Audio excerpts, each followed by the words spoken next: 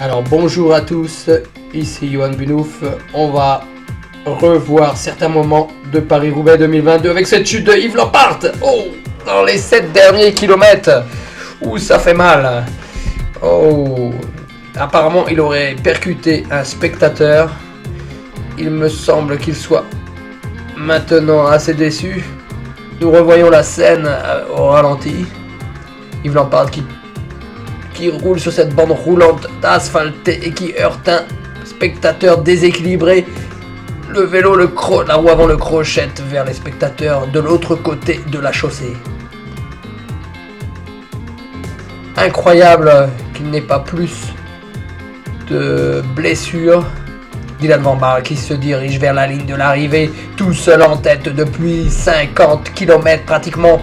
Il va remporter Paris-Roubaix 2022. Mais quel talent ce Dylan van Baarle, le néerlandais qui passe la ligne de l'arrivée.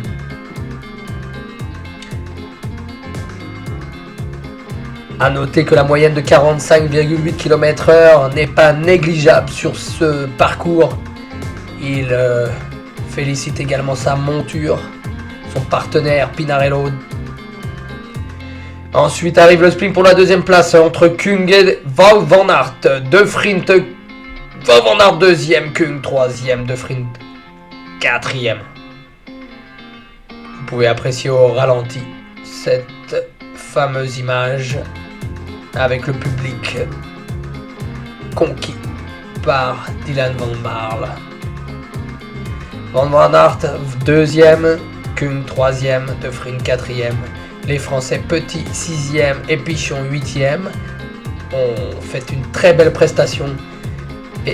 Mais le pavé est pour Dylan van Baarle.